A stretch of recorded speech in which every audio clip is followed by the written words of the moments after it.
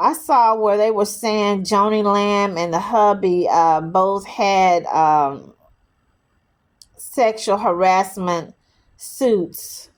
Not Joni, but the hubby and her dad. I think someone had even that's trying to sue her dad, Joni Lamb's daddy, Bill Trammell. I believe he's a preacher. So here, NBC5, February 16, 2011, Jennifer Falcon accused Bill Trammell, Joni's dad, hugging her, groping her, grabbing the breast and the buttocks. NBC5 DFW, March 20, 2012. All three ladies' cases dismissed. Attorney James Fisher. Again, that don't mean it didn't happen. Maybe they didn't have enough information. Maybe the lawyer wasn't strong or powerful enough to fight it. But that doesn't mean because it was dismissed that it didn't happen. So let's get to this right quick. And we will get to the real nitty-gritty that I've been thinking about. A second lawsuit claims her father sexually harassed an employee by touching her inappropriately during what is called quiet time. Quiet time. Okay. The new claim filed Wednesday in U.S. District Court in Dallas alleged Lamb's father, Bill Trammell, created a hostile work environment at the Bedford Ministry, BEDFORD Ministry, which was founded by Joni Lamb and her husband, Marcus. During quiet time, Mr. Trammell would make plaintiff hug him tightly for extended periods of time, the lawsuit said. He would often put his hands very close to the plaintiff's breasts or buttocks during these extended touch-ins. On more than 2 occasions, Mr. Trammell told plaintiff to sit on his lap. Oh my God. Let me stop. I got to read this one more time. On more than 2 occasions, Mr. Trammell told plaintiff to sit on his lap. In a statement released late Wednesday, Daystar called the allegations outrageous and said ministry attorneys would vigorously defend them. Ministry attorneys would vigorously defend them. I guess these are the same ones that they're going to sick on old boy Jonathan, right, you guys? Allegedly. Okay, NBC DFW5. Third former employee sues Daystar. A former producer for Christian TV network Daystar claims in a lawsuit that she was berated, belittled, and harassed, and later fired for dating a male coworker. Not dating a female coworker, dating a male coworker. She was berated, belittled, and harassed. And guess by who, you guys? This lady is full of it too, but I'm going to read it anyway. The Dallas Morning News.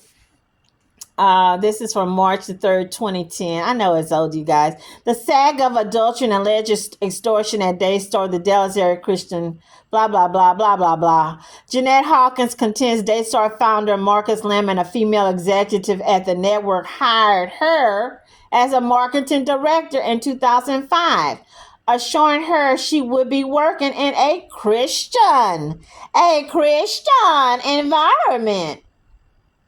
Instead, Hawkins says in a fraud suit filed Wednesday in Dallas County District Court, Lamb and the other woman were in the midst of a long affair that contradicted the network's values. Working under such a misrepresentation caused Hawkins great emotional pain. Woman, please. Hawkins' suit also states that she eventually got copies of Lamb's emails that confirmed the affair, included many lewd statements, and showed that Daystar funds helped pay for trysts in other locations. The suit goes on stating Lamb wrote in one, oh, yidey. Lamb wrote in one of his emails to the woman that he could not wait to make her the next Mrs. Marcus Lamb. Do y'all hear me?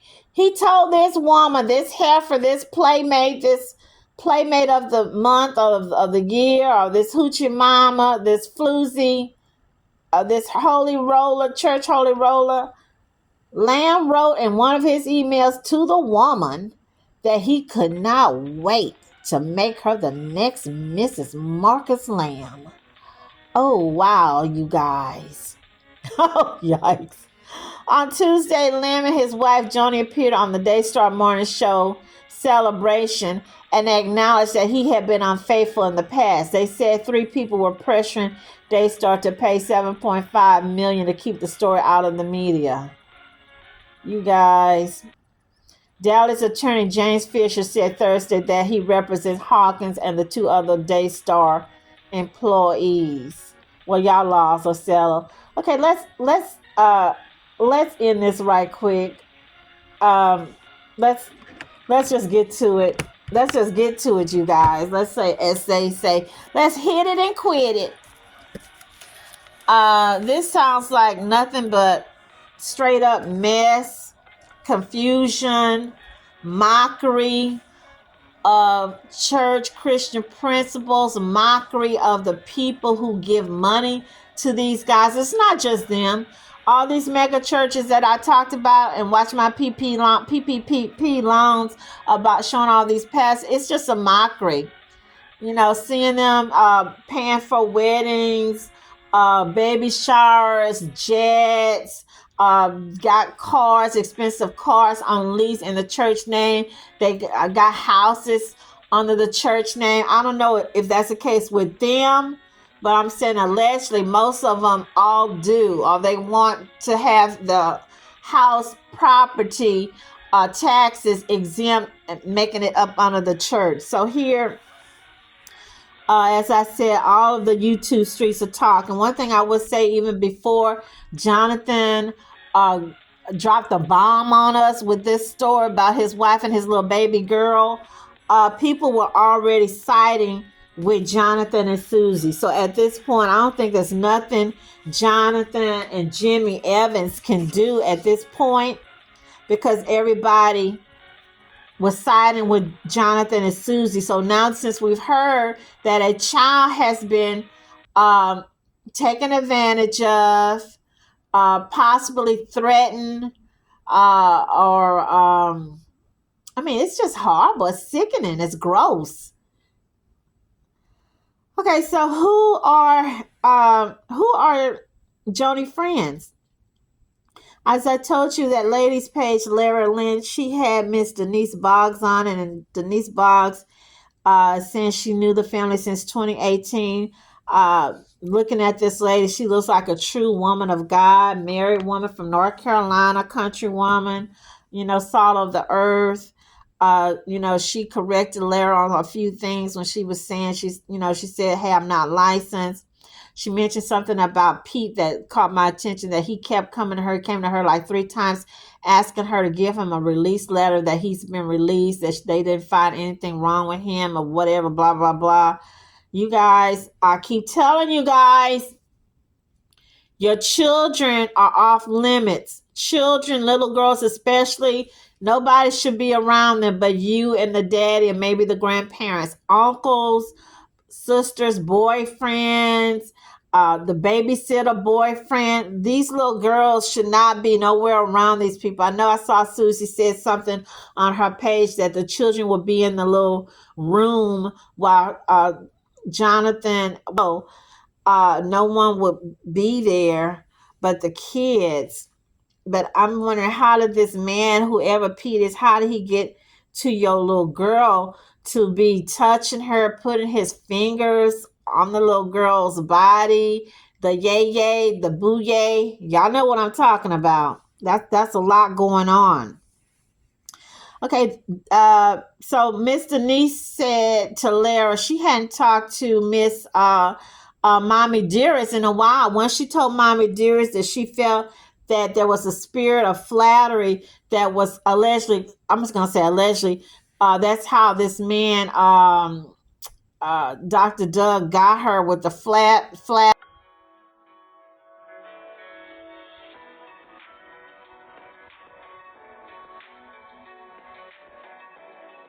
you know, all this flattery that got her, I don't know. You know how some people maybe they never had someone to, especially if you've been married a long time and now you got someone saying, oh, you look good, you look fine, you smell good, da da da.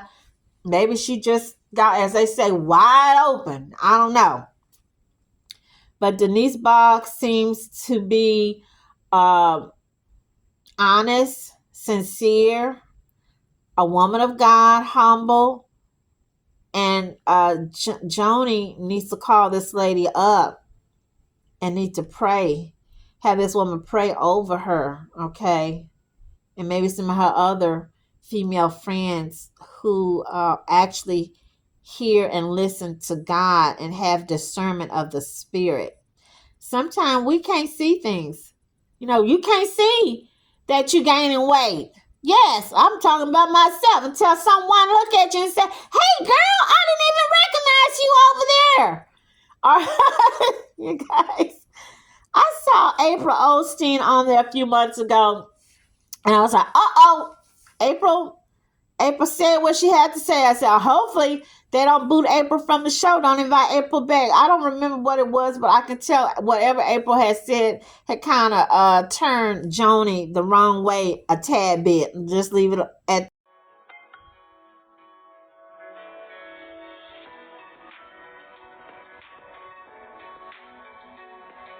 that. I want to know, again, like I said, they mentioned that when this happened, Rebecca and her husband, I think her husband's name is Jonathan too, so they got two Jonathans in the family, that they knew or saw or had warned her of something. I'm confused because I know people who have seen a molester or alleged molester messing with a child, picking on a child, and they went up to them and they got their neg and baseball bat and went to town, or they pushed them, or they hand tied them, or zip tied them, or they called the police. If you seeing all this, Rebecca, why didn't you go in and interrupt and stop? Why would you sit and watch and look, and then you go and tell her? You should have stopped it right then and there and got in the mix. Also, Susie mentioned that after all this stuff had went down, Mommy Dearest had told them she wanted them at the house or at the beach house for her birthday, and so she thought everybody was going to be there, and it was just her, allegedly, her and her husband and the kids, and Rebecca and her husband wasn't there. I don't know if she mentioned if Rachel and Joshua was there. I think they was there, but she said they were in a different room. You guys, I don't know. The worst thing to get involved in is family mess, family business. That's the worst business to get in. Okay, getting involved in family fights.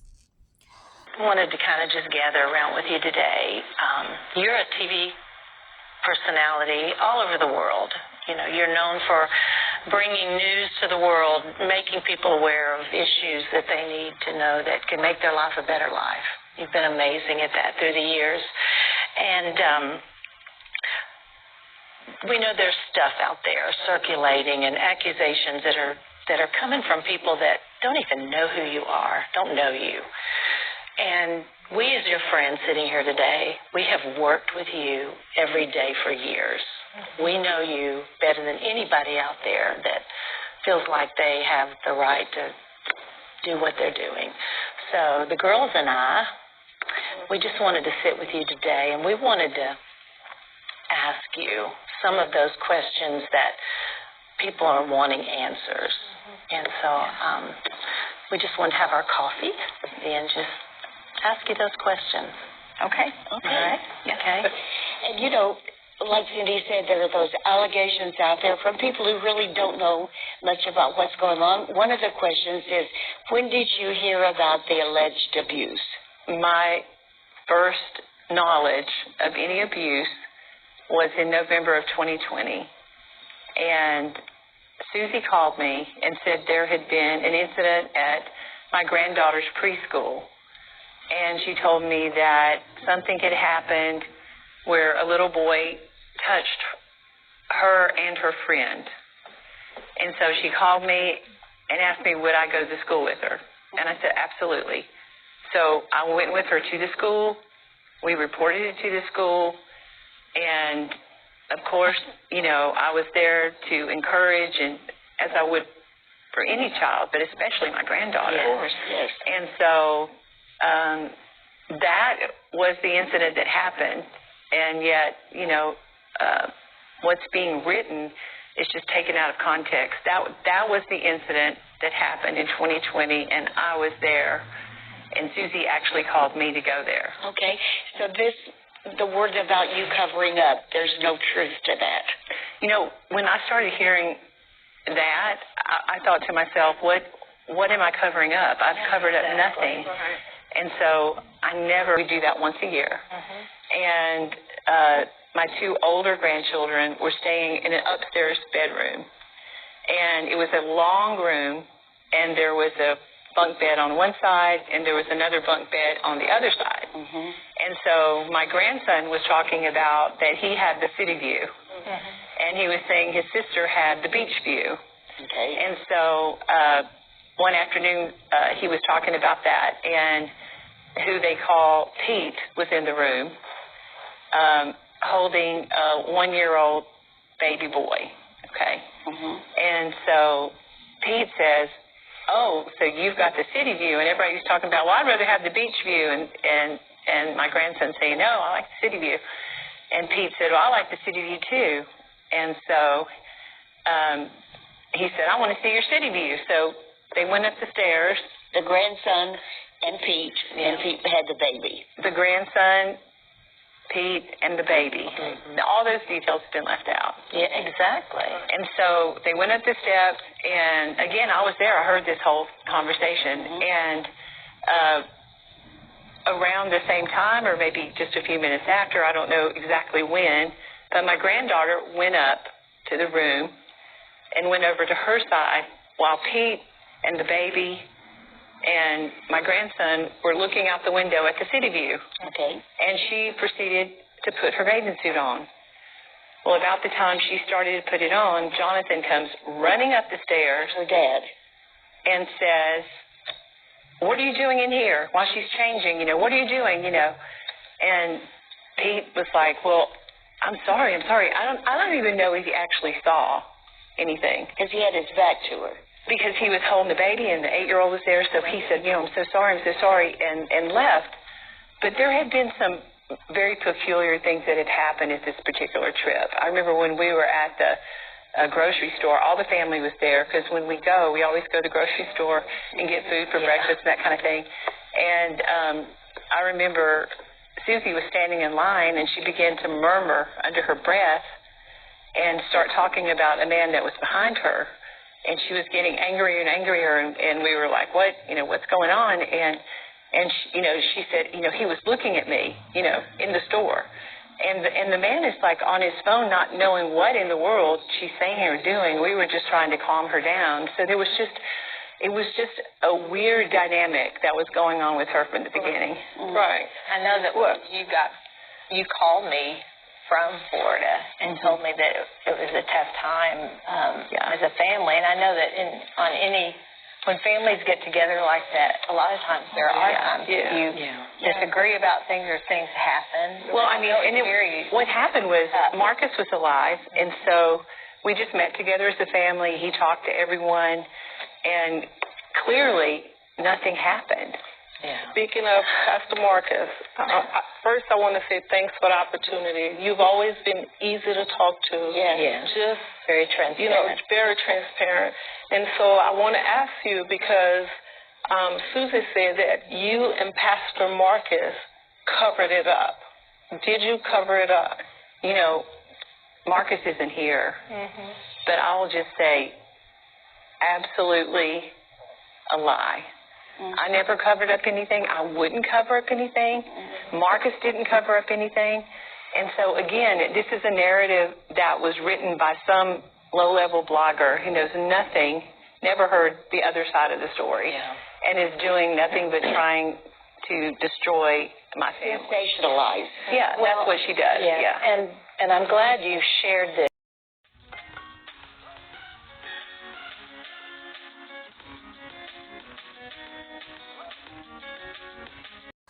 Why Joni spoke to the child? Did she threaten the kid? Who were the two female therapists that's not licensed? Susie said some people, they were sent to speak to some ladies. And it's not Miss Denise Boggs. It's not Prophetess Denise Boggs. It was two other ladies. And I will post their pictures. And she said one of the ladies heard up and had said that the child allegedly was lying. And one of the ladies said that she did believe that her child was telling the truth. She said that after Miss Mommy Dearie spoke to her child started acting even more withdrawn or more differently, allegedly. So what does that sound like? Hey, you guys, like I said, I work for the state. I have friends who work for CPS, Child Protective Services. I have friends that work at mental health, mental retardation. I have friends that own daycare centers. All these things you are taught to look out and watch a child. If a child is suspected of abuse or neglected or SA, you're supposed to report it. I've been to several of the classes. Also, I've been to several of the foster parenting classes. They teach you all that. Okay, and you are supposed to report anything that is suspicious, period. And especially if you are a church leader, a church figure, you are supposed to report, not hide it, not sweep it under the rug. I don't understand that. And I don't understand why would a grandparent allegedly not be trying to comfort your child, not scare your child. Not scare your child, not frighten your child. So it looks to me that they have sided not with her firstborn son, which the firstborn child to me has always used to be like the favorite. So they have sided with whoever Pete and his woman is. And women who are hooking up, hooching down with rapists, child predators, you are really low. You are low. You are desperate. You just as bad as the man.